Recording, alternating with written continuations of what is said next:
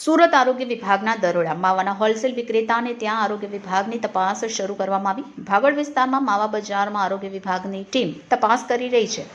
અલગ અલગ માવાઓના સેમ્પલો લેવામાં આવ્યા। માવાના સેમ્પલો લઈ લેબોરેટરીની અંદર મોકલવામાં આવશે। પૃથ્થકરણની અંદર રિપોર્ટ નેગેટિવ દેખાશે તો જે તે વિક્રેતાને સામે આરોગ્ય વિભાગ દ્વારા કાર્યવાહી કરવામાં આવશે। આવનારા દિવસોની અંદર તહેવારોને ધ્યાનમાં રાખીને આરોગ્ય વિભાગ હરકતમાં Jagdish Salunke chief food safety officer. કઈ જગ્યાઓ પર કેટલી ટીમ સાથે શું સેમ્પલિંગ કરવા આવેલા? Deputy commissioner Shri health and hospital અને આરોગ્ય અધિકારી શ્રી સીધી સૂચના અને માર્ગદર્શન હેઠળ સુરત મહાનગરપાલિકાના ફૂડ વિભાગના ફૂડ સેફ્ટી ઓફિસરો દ્વારા ભાગલપા માવા બજારમાં 8 સંસ્થાઓમાં તપાસી અને નમૂના લેવાની કામગીરી ચાલુ છે। સાહેબ, માવાના સેમ્પલ લેવાની કેમ જરૂરી હતી? આગામી તહેવારોમાં માવાનો ઉપયોગ વધુ પડતો થતો હોય છે, જેથી હાલમાં એમની તપાસી થઈ રહી છે, જેથી સારી વસ્તુ વેચાણ થાય। સાહેબ, લોકોને કઈ રીતે માવો ખરીદવું જોઈએ, શું સલાહ? હાઇજેનિક જગ્યા હોય એ જોઈને ખરીદવું।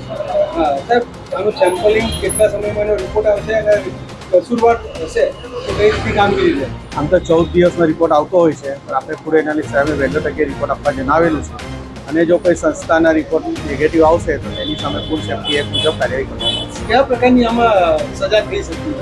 ફૂડ સેફ્ટી એક્ટ મુજબ એમાં દંડની બી એ છે અને સજાનું પણ। ધન્યવાદ।